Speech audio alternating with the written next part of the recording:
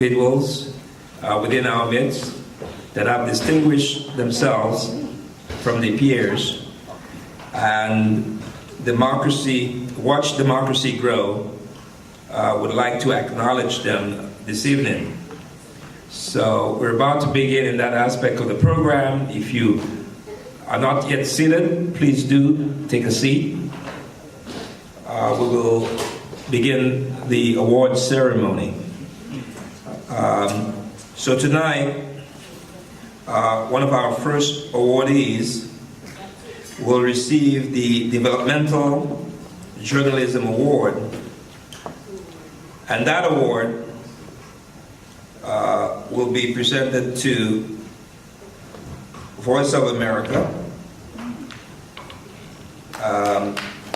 So please join me in congratulating VOA. I think VOA is here, represented by no other than our good friend, Dr. Hamza Mamoyo. So if you would please come to the podium. If you would, yeah, come on, Dr. Manza. Your award is going to make its way behind you. And I would invite Marie. It was going to be presented by an individual even more distinguished than I, a little bit younger than I, a little bit more handsome than I, a little bit more colorful than I. So if you could make your way this way as we try to give the award to Dr. And if you know of any special dance, this is the time. I'm very grateful to be a representative to award this plaque to Hamza. But before I do that, I'd like to make a statement. When I was in elementary school, my brother brought a radio to our village, and I used to go and play with it, and he listens to Voice of America. I couldn't speak English then. Then one day I was turning the radio, tuning it, and it went to VOA. We listened to BBC. So my brother came in and I said, there is a VOA. Boy, they talk different. They speak English. My brother can't speak English, but I could, but I couldn't write. So he said, leave it out, take it out, put it on BBC. I couldn't do it. So he turned it back to VOA. And I told my brother, I'll go to America. Then, 4 years after elementary school, I went to secondary school for 4 years. At the end of the fourth year, 1961, I was living with my brother in Kumasi. Then I went to his house. I turned the radio on and I said, I'll go to America. My brother said, you're not going anywhere. Do you know 62 I was in the US? In 61 I graduated from high school. 62 I was here. And I used to take my friends to go and listen to VOA because it's a unique thing. The way Americans speak, it's not like the British. So my friends will come and we go to my brother's house and we turn the radio and we listen to VOC. Now I'm here. I'm giving an award to VOA. And this is a story I want to tell you all. Hamza, for the wonderful work you're doing for all Africa and all the whole world in presenting VOA and making me so proud to come to America. And on behalf of the Watch Democracy Grow in Africa, which it has grown tremendously from the days of Nkrumah until now, to hereby award you this. Turn it around. Thank you. Come, Mary. Come, you're proud of this. No. I'm so grateful for this award, and on behalf of my colleagues in the Africa Division of the VOA, I would like to thank you, the organizers, and simply for thinking of us. And we don't deserve awards. We are, we are a group of professionals who are dedicated to informing the people. And that's what we keep on doing every day. So we'll keep on doing it. And I'm so glad that we inspired, such noble people as Nana Kofi. And, that says a lot about the work we're doing. Thank you very much. Assistance in reaching other Africans that are in trouble. And we are One Democracy Growing. Thank you. Present you this award. So, thank you very much for this award. I am accepting this award on behalf of TASC, Sir? the Torture Abolition and Survivor Support Coalition.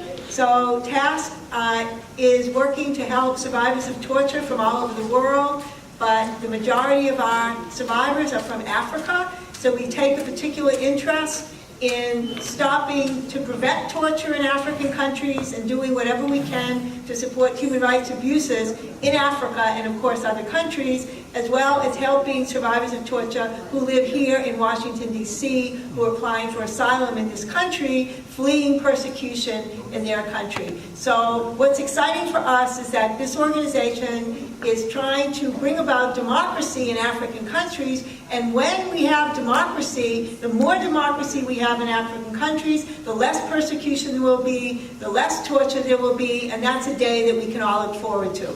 So thank you very much. Thank you, thank you, thank you. So this is already up. Our next award recipient is for Judicial Independence and Integrity Award. It's presented to Chief Justice David Maranga. Chief Justice is there? No. He's going to introduce him. Oh, he's going to. Thank you, thank you. This opportunity to introduce our own, and when I say our own, I start by saying our Kenyan, because I'm Kenyan, and then our own African judge that has made us proud, despite all other things that you may know. Justice Maraga is the 14th Chief Justice and the President of the Supreme Court of Kenya. He was born on 12th January 1951. Maraga was the presiding judge of the Court of Appeal before he was nominated judge of the Supreme Court, the President of the Supreme Court. He holds a bachelor's degree from the University of Nairobi and also holds a master's degree from the same university. He was admitted as an advocate in 1979, and he is a member of the Law Society of Kenya, and also a member of the Chartered Institute of Arbitrators of London. I want to, just before I continue, I want to say one thing that he said. He said greatness, when he had made the ruling last year about nullification of the presidential election in Kenya, which was already flawed, and that's actually the pride that he brings to all of us. He said, the greatness of the nation lies in its fidelity to the Constitution and the strict adherence to the rule of law, and above all. Yeah. And he went on, further on when he was challenged about his decision to say these words again, these different words. An election is an event. An election is not an event. It is a process from the beginning to the end. So he looked at everything else, and it is not about just going to cast your vote. That's not just the election. The election to him was a process, and it's a process where it is, you have to look at what's going on. Have the votes been changed? How is the server, and in this era of the internet, actually the server was used. The servers were used to change the elections. So, in a decision that surprised many observers, including Mr.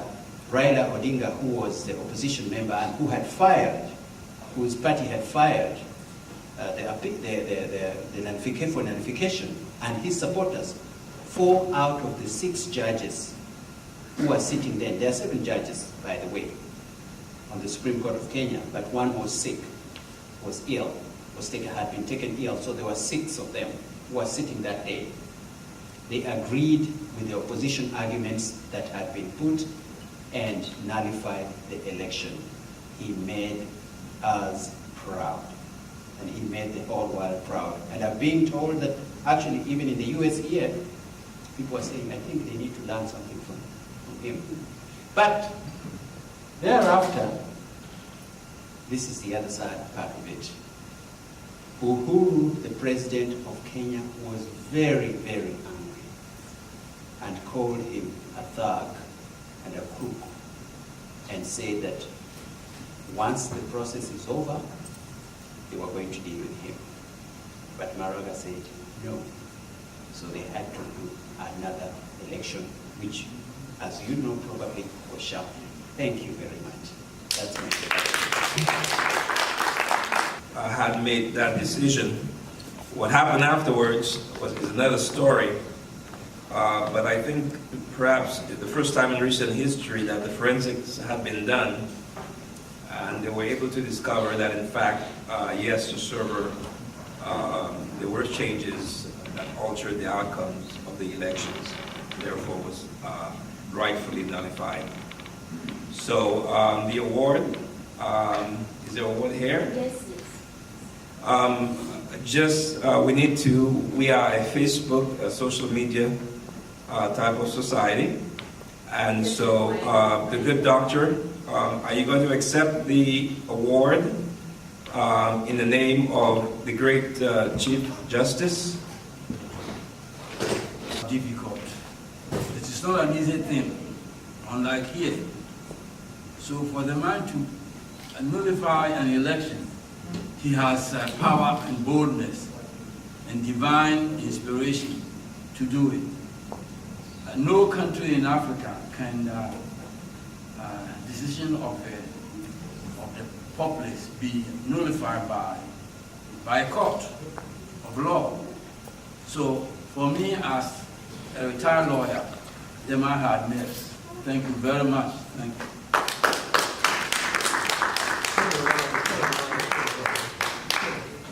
Mary was already.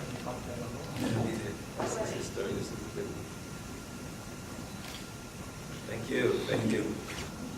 Our next award of excellence honors Her Excellency President Ellen Johnson Sirleaf for being the AAA recipient in the order below.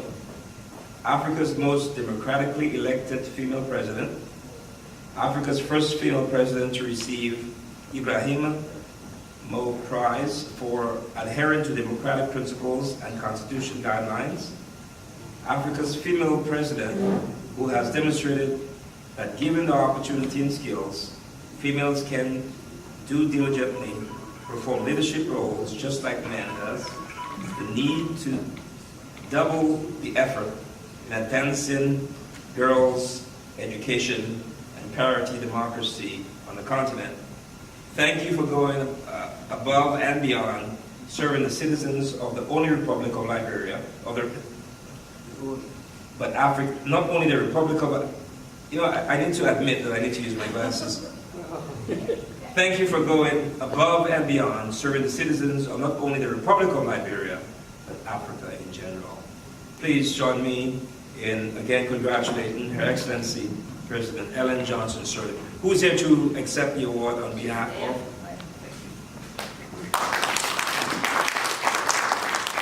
Presentation, you'll be invited to please please say remarks on behalf of Congress.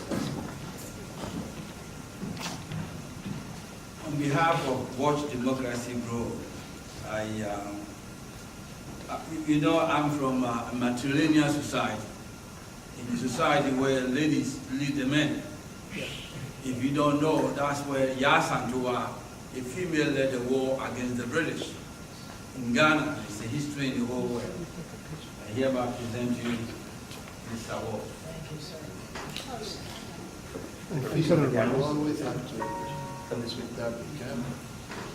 Good evening, ladies and gentlemen, friends of Watch Democracy Grow.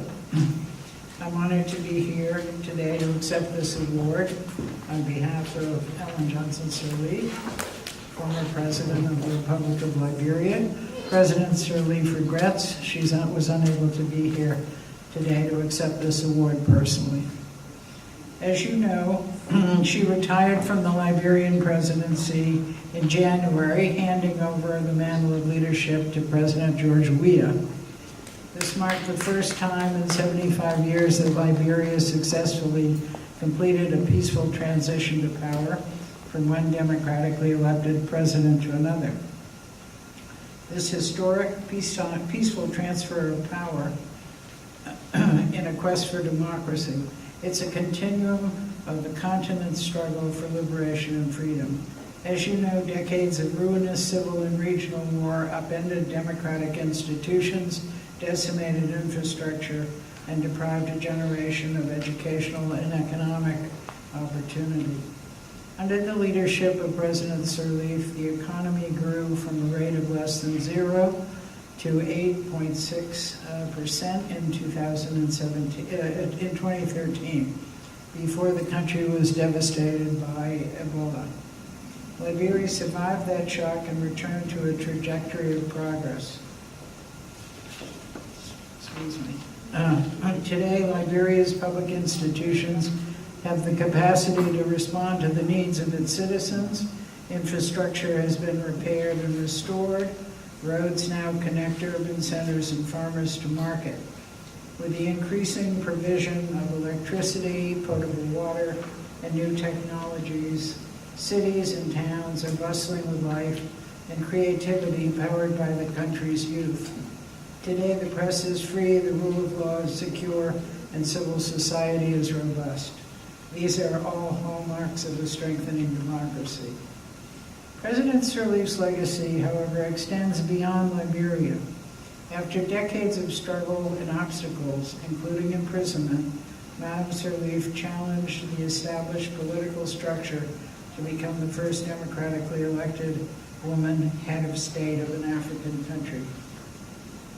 And Madam Sirleaf's legacy for female empowerment is greater than her example of a woman in politics.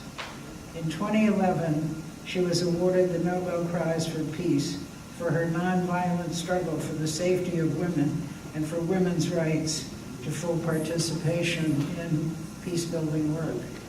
In her first weeks as president, she abolished school fees in primary schools so that girls' enrollment would increase, and it soared.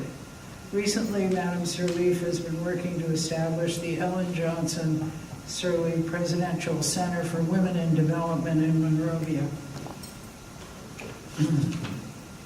The center's programs will be designed to support women as agents of change, makers of peace, and drivers of progress. Madam Sirleaf is an inspiration for women everywhere. In April of this year, she was awarded the prestigious Mo Ibrahim Prize for Achievement in African Leadership.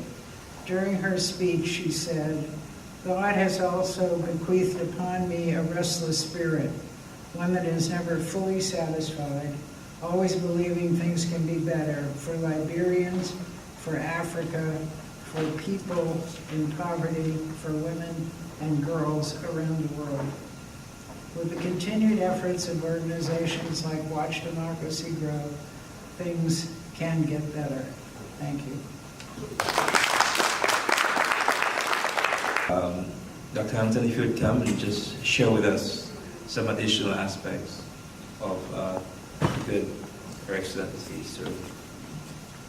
Thank you very much. I'm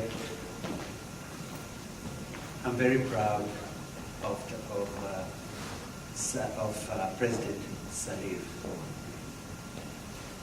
I teach at the University of Kansas, and I have 2 books here. There's one book that I forgot in my car, I didn't bring, but this is one of the books that I teach when I'm teaching gender and sexuality in Africa. It will pass. This is another book that inspired me quite a lot, and there is another smaller book that I teach when I'm teaching the history of West Africa.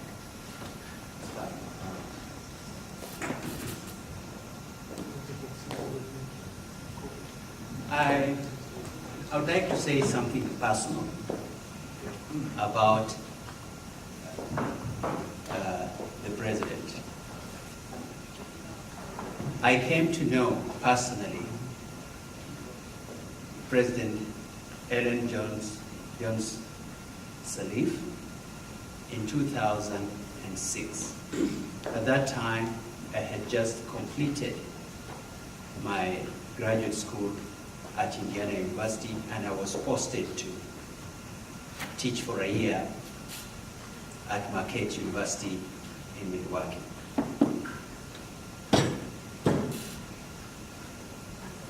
The university decided to honor her, to give her an honorary doctorate.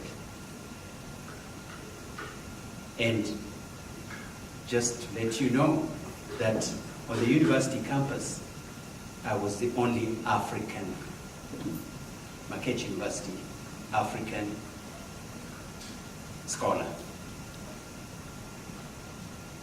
It is a white university, let me be clear on that. And so the president asked me, first of all, they asked me to write something about her. I decided to write. And they asked me, why do you think that she is the right person to be the president of Liberia?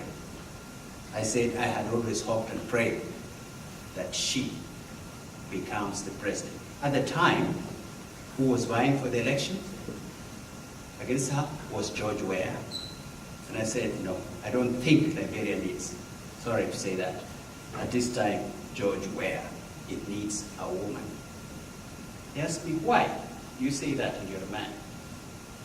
I said, because she has been through the trenches. She has seen it in Liberia.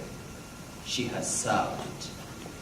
And there are so many children out there who are old, who have been holding guns, and it's only a mother that can help rehabilitate these children. They said, why? So they put that one on the website, and then they told me to write something, and then they invited me to go and have dinner with her. As the only African, and the other boy who was there was Liberian, whom I was teaching history at the time. He was a footballer, and when I say a footballer, those who's from Africa understand. Soccer. Yes. And so they invited him to come to the table. We had a long discussion. She is, you call her humble? She is humble. She is a very, very humble woman. She talked to me about how she served in Kenya, in Citibank, and how she served in all places. She talked to me in Swahili. We spoke. But this is what I wanted to say. Let me get out of that and say that actually she was born on October 29, 1939 in Monrovia. She is a person who has got, in Liberia, those who are aware, who may not know, we have the Liberians who are of the slave origin. She does not belong to that. And they're the ones who have ruled Liberia for a very long time, until the break came with Samuel Doe. When Samuel Doe over time, overthrew them and threw them out. Now, her grandfather, Salif's grandfather, was a German who married a Liberian woman, and that Liberian woman gave birth to her mother, to Salif's mother. And when the war broke, because Liberia was against the Germans, they expelled the grandfather of Salif, and Salif had to grow up that way. She's light-skinned. Her grandmother was quite light-skinned. Her mother was light-skinned, and she could pass for a white, what you call passing in this place. And that's how she was born. Now, being a female president, I think you have summed it up, everything, and I'm not going to repeat. She has done a lot, and I've been so proud personally as a historian who teaches her, and the next semester I'm also going to teach that book, that big book that I've just passed on. I'm going to teach it again. Has made us proud, and that's all I can say. Thank you very much. Africa conference some few years back, and she happened to be seated at a table, and you could not get within 20 feet of her. The line of folk that were waiting to just welcome her back to Washington, indeed, is a beloved leader.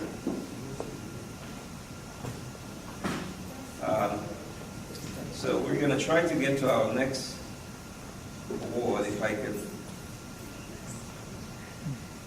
And who's here to receive the award on behalf of Zimbabwe?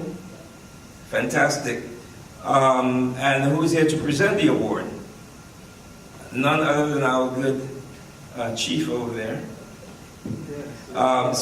Chief, if you would come, because I can't read what is stated on the award, so please, if you could do the honors. Moved to make a few statements. You know, I'm from Ghana. There have been so many coups, and so many people have lost their life because of coups. What happened in Zimbabwe is very unique. In Ghana, they will call it a palace coup. That means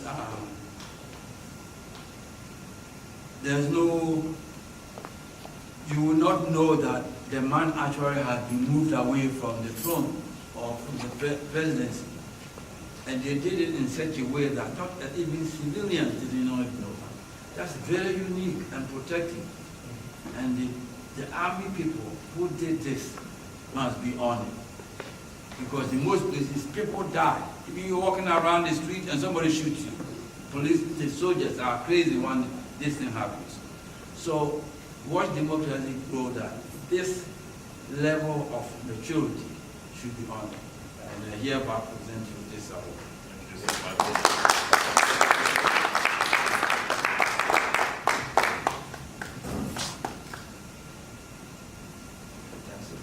For honoring the Zimbabwean Defense Force for a job well done.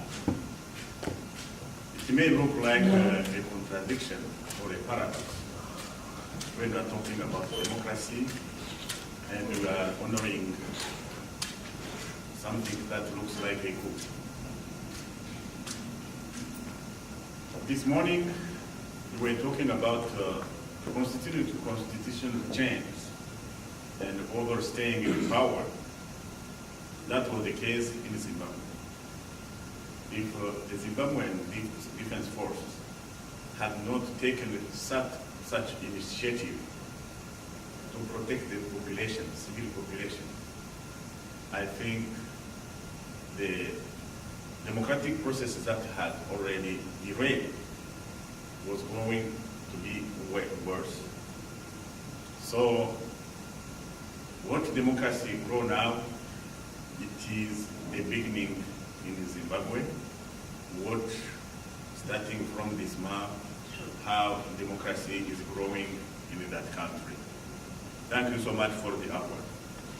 Zimbabwe Defense Force, we call this award ceremony to an end. We have some eats in the back, and I know there are a few more people that will be identified next year for this prestigious award. So please join me in congratulating all the award recipients.